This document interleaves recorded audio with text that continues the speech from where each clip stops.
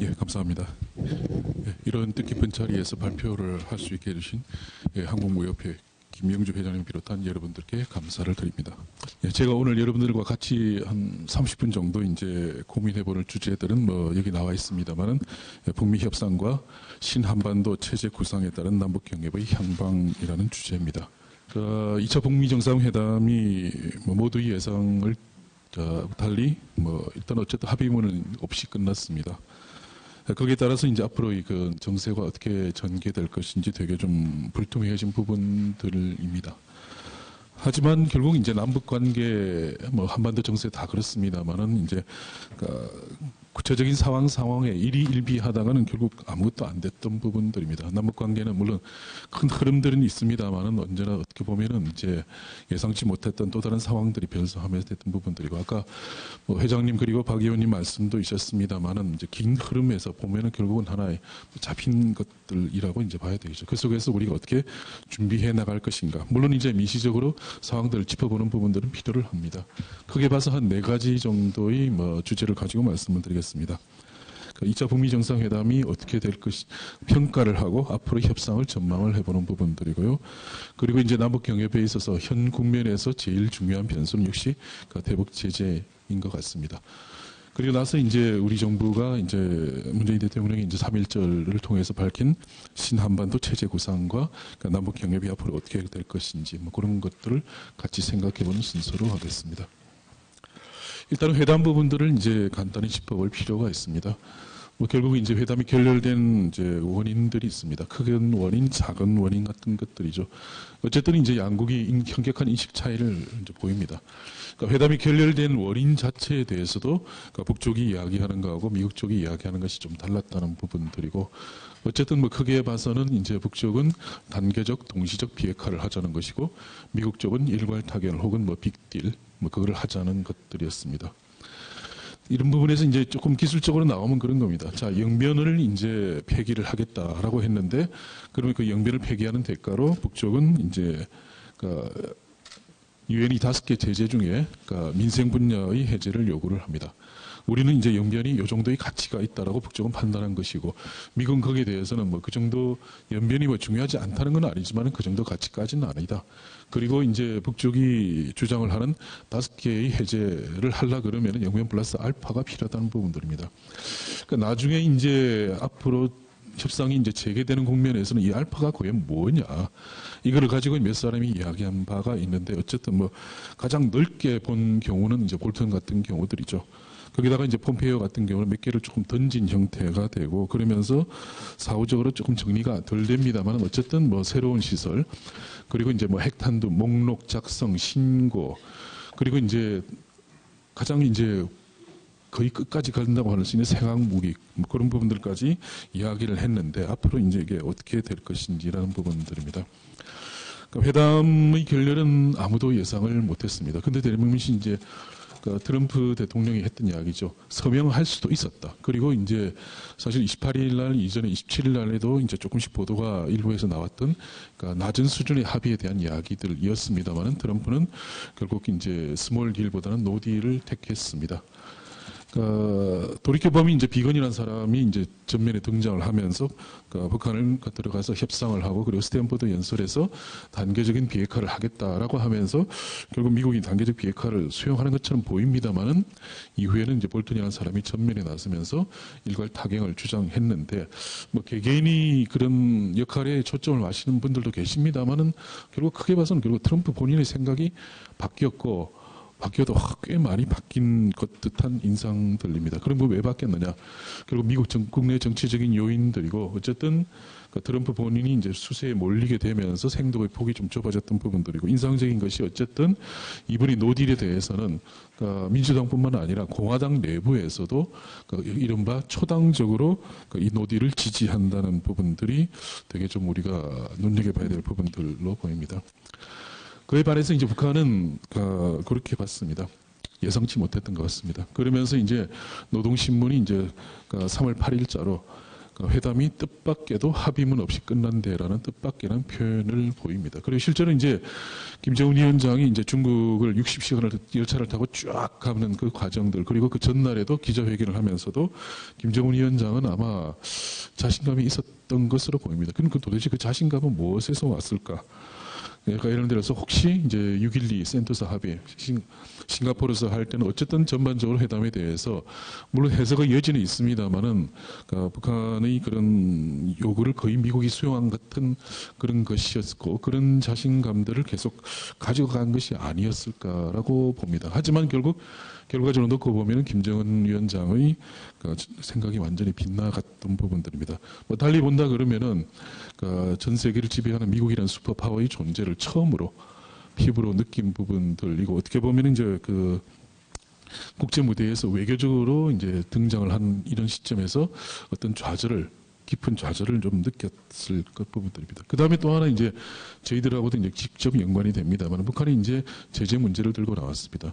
사실은 이제 싱가포르 정도 할 때, 그러니까 6.12 정도 이 시점에는 제재 문제를 들고 나오지 않고 오히려 종전선언을 들고 나왔는데 북한이 대략 한 8월 달부터 종전선언보다는 제재 문제를 들고 나오면서부터 되게 좀 불안감들이 보였습니다. 그리고 지금도 마찬가지죠. 제재 해제 완화에 이제 목을 매는 듯한 태도를 보인 것이 과연 전략적으로 올바른 선택이었느냐.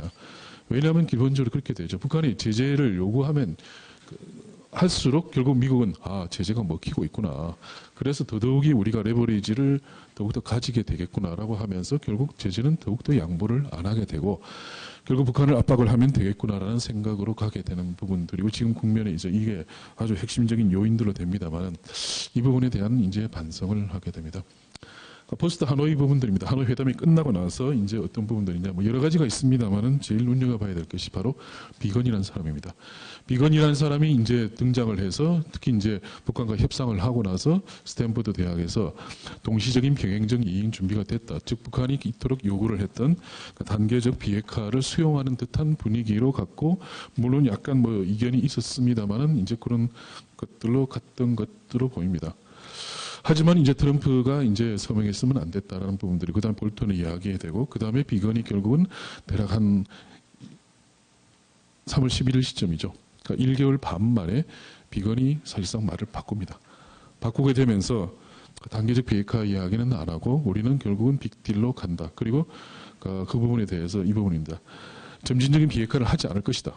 그리고 미국 정부는 그 입장에서 단합되어 있다. 그렇게 되면서 볼턴뿐만 아니라 비건 그리고 폼페이오조차 모두가 다 이제 빅딜, 선 비핵화 후 제재 완화라는 이제 틀로 이제 단합된 것처럼 보입니다. 그에 대해서 미국은 죄송합니다. 북한은 중앙통신이 이제 보도를 합니다. 28일 직후에 하면서 어쨌든 앞으로 북미 정상회담에 대해 새 상봉을 약속을 했다. 그리고 앞으로 생산적인 대화를 하지 않다. 다만 이제 그날 동시에 최선희가 이제 김 위원장이 미국의 반응에 조미거래 의혹을 잃지 않았나 느낀다라고 이야기를 합니다. 그러다가 이제 3월 7일 날 김정은이 이제 전국 당 초급대회 일꾼들에 대해서 경제 발전보다 더 절박한 정무 없다라고 이야기되고 통일신보 같은 경우는 어쨌든 뭐 기존의 단계적이 우리가 좋다. 그 다음에 완전한 비핵화가 간다 합니다. 그리고 이제 3월 15일 날 최선희가 다시 한번 평양에서 기자회견을 하면서 우리는 더 이상 양보를 안 할 것이다. 그리고 핵 협상을 중단할 수도 있다. 그리고 조만간 김정은 위원장이 결단을 내릴 것이다. 라고 이야기를 했고 그 부분에 대해서 폼페이오 장관이 대화는 계속한다. 하지만 우리의 선 비핵화 후 제재 완화 내지는 일괄 타결의 입장은 변화가 없다. 어쨌든 표면적으로는 이제 기싸움이 이제 본격화되는 모양으로 보이게 됩니다. 하노이 회담의 성과가 과연 무엇이었느냐라는 이야기들을 두고 본다 그러면 뭐 전혀 없지는 않습니다. 서로 원하는 게 뭔지를 밝혔던 부분들이고 그리고 이제 이른바 최소한의 신뢰 조치는 지금 있습니다. 이른바 쌍중단이라고 그러죠. 즉 이제 북한은 핵실험과 미사일 발사 중단을 계속한다. 그리고 미국은 한미 군사합동 대폭 축소 중단 조치를 유지를 할 것임을 시사를 했던 부분들입니다. 그러니까 앞으로 이제 북미 간의 타협점을 찾는다고 하면은 결국 일괄 토과 타결이라는 모양이 되면서 이제 초기 이행 조치에 합의하는 뭐 그러한 부분들로 될 것인데 그럼 앞으로 회담이 어떻게 될 것인지 긍정적인 부정적인 요소 양쪽을 다 봐야 됩니다. 자, 긍정적인 부분으로는 트럼프가 어쨌든 트럼프는 자기 국내 정치적인 환경을 통해서 특히 이제 재선에 유리한 환경 조성을 위해 활용을 하고 있습니다. 어제도 그저께도 그런 이야기들을 계속했죠. 그러니까 집권하고 나서 2년 동안 이렇게 훌륭한 대통령을 보신 적이 있습니까? 미국 국민 여러분. 또 그건 자신 재선에 어떤 형태로는 활용을 하라 할 것입니다. 북한도 어쨌든 이제 미국에 대한 비난을 자제하고 있습니다. 최선희 부상이 이제 3월 15일 날 협상을 중단할 수 있음을 시사하면서도 딱 유보를 했었죠. 트럼프 대통령과 김정은 위원장은 너무도 지금 관계가 좋다라는 부분들을 굳이 강조를 한 것들도 이런 이야기들입니다. 따라서 이제 또 그 김정은 시대의 경제 발전을 위해서는 어떤 형태로든 좀 제재가 이제 필요한 부분들입니다. 또 하나 이제 주목을 해야 될 부분들이 그렇습니다. 사실 좀 조심스럽습니다만은. 북한의 최고 지도자가 사실상 지금 정치적으로 꽤 타격을 본 셈이죠. 국제 무대에 이제 화려하게 데뷔를 했습니다만은 사실은 김정은 위원장 입장에서는 아주 지금 많이 타격을 받고 이게 국내 정치적으로도 그렇게 썩 좋은 상황은 아닐 겁니다. 그러니까 그렇게 본다 그러면 김정은 위원장 입장에서는 국내 정치적인 그런 거로 타격을 받은 부분들도 만회를 해야 되고 그리고 또한 어떤 형태로든 경제 문제를 해결하지 않으면 안 되는 상황들 그런 부분들이 이제 긍정적인 요인으로 밝게 될 것입니다. 그리고 저희들도 한국도 신한반도 체제 구상을 위해서는 어떤 형태로든 중재자 역할을 해야 되고 물론 잠시 지금 주춤하고 있는 상황들입니다만 어쨌든 한국은 그렇게 될 그런 부분들이 이제 긍정적인 요인으로 이제 작용을 하겠습니다. 다만 부정적인 요소로는 트럼프가 하노이에서 이제 상당히 협상의 문턱을 크게 높였죠. 내지는 나중에 어떻게 하고 싶더라도 이제 지금은 족쇄를 많이 채운 셈 부분들입니다. 일괄 타결을 계속 이야기를 하다가 결국 북한이 이야기하는 단계적 비핵화를 하기는 어려운 상황들. 뭐 어떤 형태로든 이제 타협을 할 수는 있겠습니다만은 아까도 말씀드렸듯이 어쨌든 일괄 타결이라고 서로 주장할 수 있을 만한 그 정도는 뭔가 돼야 되는 부분들이죠. 그리고 이제 트럼프 대통령은 이제 국내 정치적인 입지가 더욱더 약화된다 그러면은 대북 정책에서 운신이 낮아질 가능성이 있습니다. 내지는 트럼프 대통령이 사실은 이제 북한 문제를 들고 왔던 것은 국내 정치적인 수세 상황을 만회하는 데 도움이 될 거라고 봤습니다만은 역으로 이게 이번에 노딜을 택함으로써 초당적인 지지를 받았던 것처럼 북한에 대해서 강경한 입장을 취하는 것이 오히려 국내 정치적으로 도움이 된다 그러면은 그렇게 더 갈 수 있는 부분들로 보입니다. 그러니까 북한이 이제 미국을 협상 테이블로 끌어들이기 위해서 이제 최선희가 이제 약간 운을 띄웠듯이 다시 핵실험과 미사일 발사를 할 수도 있습니다. 하지만 그런 가능성은 상당히 낮기는 합니다만 완전히 배제하기는 어려운 부분들입니다. 따라서 어쨌든 앞으로 협상에 대해서는 이러한 긍정적인 요소와 부정적인 요소가 이제 뭐 동시에 작용하고 있다라고 볼 수밖에 없습니다. 미국의 입장에서는 그런 것 같습니다. 기총 보면은 처음에 이제 이런 상황이 벌어졌을 때 직후에는 잠시 유보한 것이냐 아니면은 미국이 새로 판을 짜려고 하는 것이냐 이른바 리셋론인데 지금으로 봐서는 리셋론에 좀 가까운 것 같습니다. 특히 2018년 6월 달에 이제 1차 북미 정상회담 직전의 상황으로 다시 돌리는 것이 아니냐라는 생각들을 좀 하고 있습니다. 이제 공은 북한에게 넘어갔습니다. 물론 최선희 부상이 이제 북한은 양보하기 없다라고 이야기했습니다만 그건 뭐 레토릭이 참은 부분들이고 어쨌든 김정은 위원장의 이제는 사실은 결단이 남아 있는 부분들이고 이게 꽤 시간이 걸릴 수도 있습니다. 당분간은 어쨌든 서로 기싸움을 하게 되고 있고 물론 이제 핵과 미사일 실험을 다시 할 수 있습니다만 그 부분은 간단치가 않은 것이 중국과 러시아도 다시 한번 쏜다 그러면은 이제 국제적으로도 김정은은 물론 지금 국제적으로도 특히 미국 내에서 김정은 위원장 내지는 북한에 대한 불신이 팽배되어 있는 상태인데 한 번 더 쏜다 그러면 정말 그 불신은 극에 달하고 정말 협상이라는 건 이제 어려운 상황들입니다. 그리고 한 번 더 쏜다 그러면은 중국과 러시아도 더욱더 강경한 제재에 참여하지 않을 수 없는 상황이기 때문에 김정은 위원장이 바라는 그토록 경제 문제를 통한 자기의 그런 입지 회복 내지는 경제 문제 해결을 통한 자신의 이제 권력 기반 공고화라는 부분들은 이제 물 건너가는 상황들이기 때문에 그런 리스크를 감내를 할 것인가라는 부분들도 나오게 됩니다. 그러니까 시간은 이제 누구의 편인가 하는 부분들입니다. 사실 하노이에서도 사실 조금 묘했던 것이 2월 27일 날 보면은 트럼프는 계속 급할 게 없다고 이야기를 했습니다만 김정은 위원장은 일본이 아깝다라고 해서 조금 이게 뭔지 모르게 좀 불길한 예감을 줬던 부분들이죠. 그리고 트럼프 대통령이 이제 기자들한테 핵 협상과 관련해서 3월 8일 날 1년쯤에 알려드리겠다. 뭘 알려주겠는지는 모르겠습니다만 어쨌든 핵 문제에 대해서 이야기 나올 때들이 어쨌든 좀 장기전으로 생각하는 것이 아닌가 합니다. 결국 당분간은 이제 기싸움을 할 것입니다. 그러면서 이제 미국이 얼마나 좀 타협적인 태도로 나오느냐, 북한도 상당히 양보를 하느냐라는 부분들인데, 어쨌든 지금의 상황은 최선희 부상의 기자회견에도 불구하고 공은 북한에 넘어간 것으로 보이고 있습니다. 그런 상황에서 이제 김정은 위원장의 결단이 뭐 빨리 이루어질지 아니면 꽤 많은 시간, 몇 개월 이상을 요할지는 아직은 좀 불투명한 상황이라고 말씀드리겠습니다. 그러니까 이외에 이제 제재와 남북 경협의 부분들입니다. 아신 바와 마찬가지로 이제 제재가 다 있죠. 양자 제재와 다자 제재가 있습니다. 근데 그 국제사회 대북 제재도 있었고, 다만 이게 하나의 분기점이 있는 것이 북한의 4차 핵실험입니다. 2016년 1월 달을 기점으로 그 미국의 대북 제재도 그렇고 유엔의 대북 제재도 완전히 그 성격이 달라집니다. 그러니까 국제사회의 대북 제재는 그 이전까지는 스마트 제재라 그래서 WMD와 사치품만을 대상으로 했습니다만은 거의 북한 경제 전반을 대상으로 한 제재로 변하게 되고, 그리고 미국의 제재도 대북 제재 강화법이라는 게 등장하면서 여러분들 들어보시겠습니다만 세컨더리 보이콧이라고 이야기됩니다. 즉 북한과 직접 거래를 하지 않더라도 어쨌든 북한과 거래를 하는 제3국, 예를 들어서 중국 기업이 됐든 한국 기업이 됐든 제재를 할 수 있고, 특히 금융 제재 같은 것들이 되게 두려움의 대상인 부분들입니다. 미국의 제재는 뭐 보신 바와 마찬가지고 이때까지 많이 이야기됐던 부분들이죠. 그 다음에 유엔이 대북 제재가 바로 이것이 이제 2월 27, 28일 날 이제 북한이 풀어달라고 이야기했던 5개 제재, 바로 그것입니다. 보신 바와 마찬가지로 2016년 3월 달부터 이렇게 했었고, 그러니까 북한이 수출뿐만 아니라 수입, 그리고 금융거래, 기타 합작 투자 같은 것들에 대해서 금지를 한 그런 것들입니다. 이것이 이제 앞으로 이제 해제가 된다 그러면 어떻게 해결될 것이냐라는 부분들입니다. 지금은 이제 5개 제재들만 나옵니다만 엄밀히 따진다 그러면 5개 제재뿐만 아니라 뭐 이러한 몇 가지 것들도 있습니다. 북한이 국제금융시장에 접근을 했어야 되고, 그 다음에 뭐 이제 이른바 그 전략물자 문제, 그리고 미국 시장에 대한 접근 문제 같은 것들이 있고, 이런 것들이 순차적으로 좀 풀려나가야 되는 부분들이 있습니다. 그럴 경우에 이제 추진 가능한 사업들이 어떻게 했느냐라는 것들은 사실 개념적으로 잡아놨고, 보통 대규모 인프라 투자 같은 건 이제 3단계 정도에 가능하고, 그러니까 중국과 베트남의 경험에 비춰본다 그러면 3단계는 북미 수교 시점과 대체로 일치할 것입니다. 다만 이것은 이제 원론적인 이야기들이 되고, 현실에서는 사실은 그렇게 봅니다.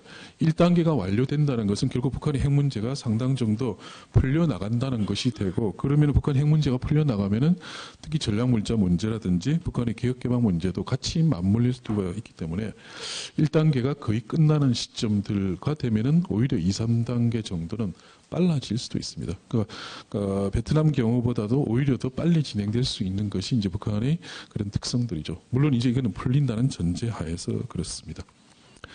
그 다음에 이제 1단계 5개 정도가 이제 풀려나갈 때 어떻게 되느냐는 부분들입니다만, 아까도 말씀드렸듯이 그러니까 제재라는 것이 이제 국제사회의 제재, 즉 유엔의 제재도 있습니다만은 미국의 독자적인 제재도 같이 있습니다. 두 개가 있기 때문에 두 개가 같이 풀리는 게 가장 바람직합니다만은, 어쨌든 유엔의 제재가 풀린다고 하더라도 독자 제재가 해제되지 않는다면 약간의 제약들도 존재합니다. 뭐 그 부분은 무시한 채, 어쨌든 북한 스스로가 요구를 했듯이 1단계 제재 중에서 5개 제재가 풀리는 것들이 역으로 거꾸로 풀리는 부분들이죠.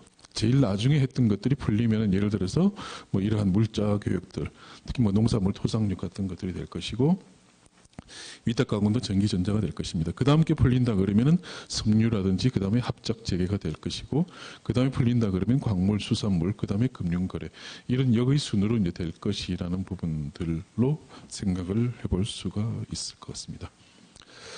신한반도 체제 구상에서의 남북 경협 부분들입니다. 문재인 대통령은 이제 신한반도 체제 구상, 기본적으로 이제 남북 경협, 특히 이제 신한반도 경제 구상을 넘어서는 큰 틀을 이제 말씀을 주셨습니다. 그리고 이제 3월 1일 날, 바로 이제 2차 북미 정상회담이 결렬된 직후였죠. 그때 이제 개성과 금강산 철도도로 연결과 같은 남북 경협이 적극적인 전제를 밝혔습니다. 즉, 북핵 문제가 해결되고 나서 해결 추이를 보아가면서 남북 경협을 하는 것이 아니라 남북 경협을 통해서 오히려 북핵 문제를 해결을 촉진하는 그러한 그 부분을 했는데, 그 부분에 대해서 미국 당국자가 비공식적으로 이제 답을 했습니다.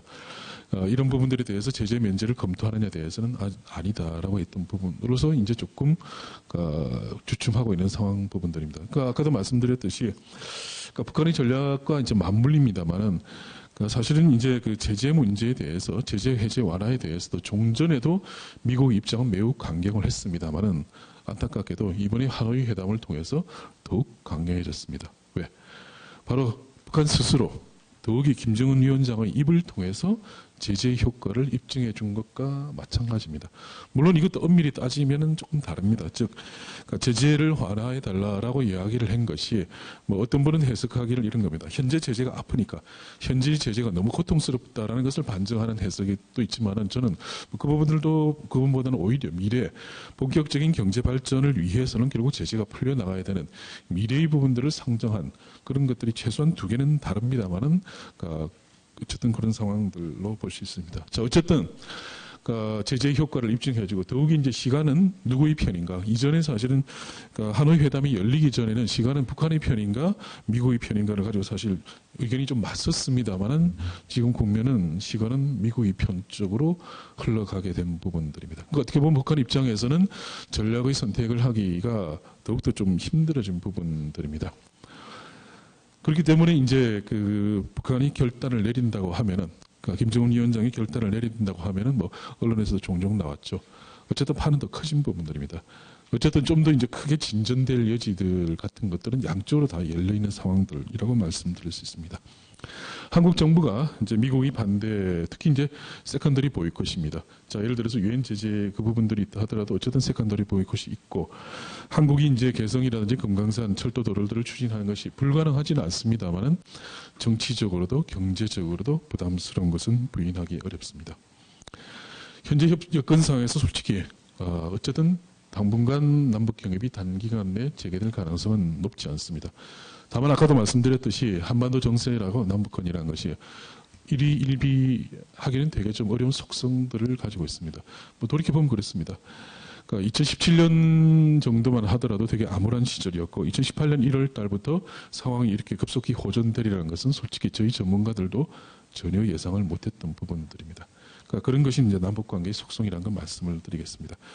어찌됐든 남북관계 한반도 정세라는 것이 급격히 변화할 가능성은 완전히 배려할 수 없습니다. 그리고 아까도 말씀드렸듯이 상황은 좀 어려워졌습니다만 김정은 위원장의 결단 혹은 그에 따른 미국의 타협적인 태도들이 조금 있게 된다 그러면 판은 커집니다. 어찌됐든 저희들이 지금까지 봐왔던 것보다 상황이 호전된다고 하면 급속히 호전될 가능성은 분명히 있는 부분들입니다.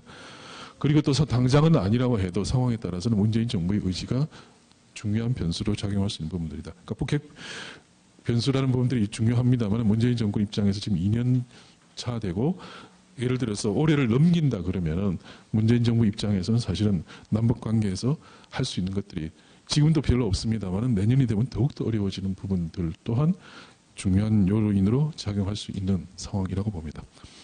그리고 이제 제재라는 게 그렇습니다. 기본적으로 국제법이 영역에 있습니다만 100% 법의 문제는 아닙니다.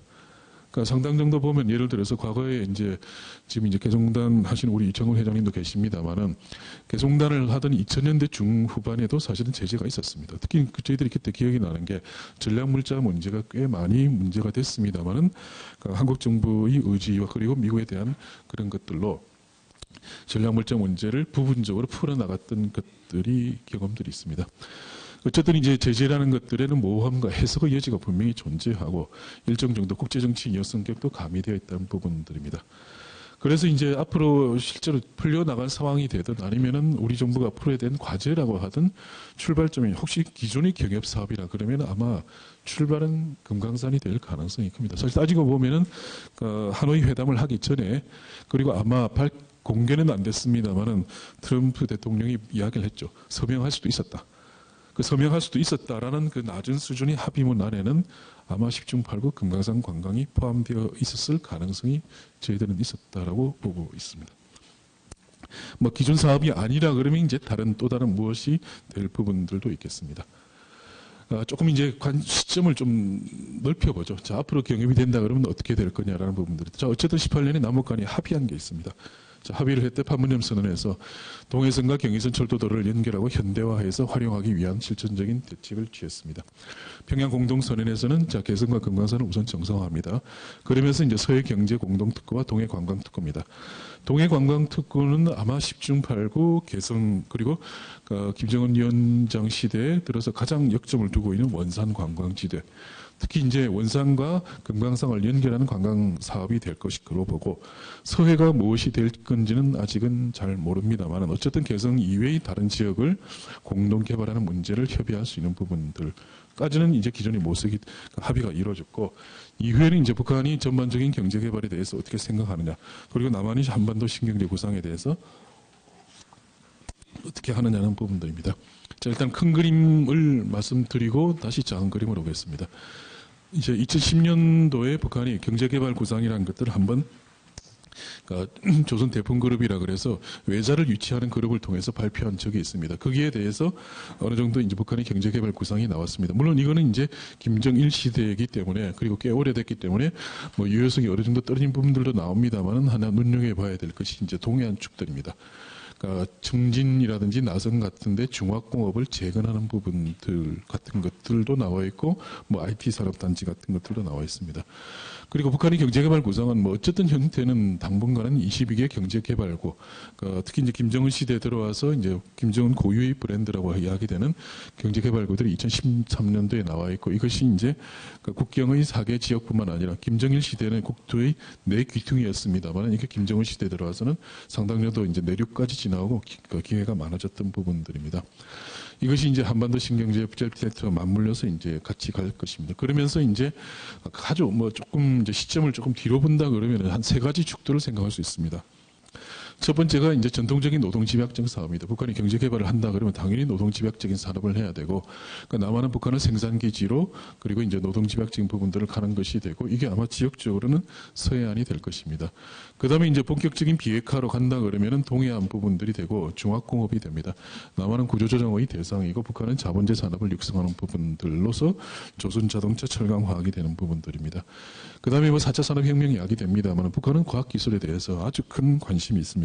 단순히 4차 산업혁명뿐만 아니라 북한의 특성상 그러니까 이런 과학기술과 관련된 협력에 대해서는 북한은 시기를 불문하고 제재의 문제가 있어서 그렇지 시기를 불문하고 북한은 그러니까 하고 싶은 거는 정말 과학기술과 관련된 협력 부분들입니다. 이것은 조금 길게 시점을 넣었던 부분들이고 조금 시점을 이제 땡긴다 그러면 아까도 말씀드렸던 부분들로 이제 다시 돌아갈 수 있습니다. 이런 것들이죠. 그러니까 북한이 이제 과거 10년 전과 비교해서 뭐가 달라졌느냐 하는 부분들입니다. 시장화라고 이제 말씀 들어보셨을 겁니다. 과거 10년 전만 하더라도 북한과 뭐 교역할 게 과연 뭐가 있겠느냐라는 부분들이었는데 저희들도 뭐 계속 그 연구자 입장에서도 계속 북한을 관찰해 왔고 그리고 작년도에 남북 관계가 좋아지면서 평양을 중심으로 많은 분들이 북한을 방문하셨죠. 그러면서 이제 북한의 뭐 이런저런 상황들을 좀 보셨습니다만 북한이 10년 동안에 시장화가 진전이 되면서 어쨌든 북한이 내수시장이라는 것도 생겼고 북한의 상품이라는 것들이 과거와 비교할 수 없을 정도로 예를 들어 이제 경공업 분야입니다. 중화공업은 조금 다른데 경공업 분야에서는 상품 질들도 많이 올라오게 되면서 어쨌든 북한과 교역 가능한 물자들도 꽤 많이 생겼다는 것들 그런 것들도 동시에 지적될 수 있는 부분들로 보시면 되겠습니다. 일단 이런 상황들이기 때문에 아까도 말씀드렸습니다만 현재 상황이 뭐 조금 힘들게 보입니다만 남북관계 한반도 정세라는 것은 결코 일희일비할 것이 아니고 중장기적인 관점에서 계속 상황을 주시를 하면서 준비해 나가는 것이 저희들이 현재 뭐 견지해야 될 자세가 아닐까 그렇게 생각을 합니다. 예, 감사합니다.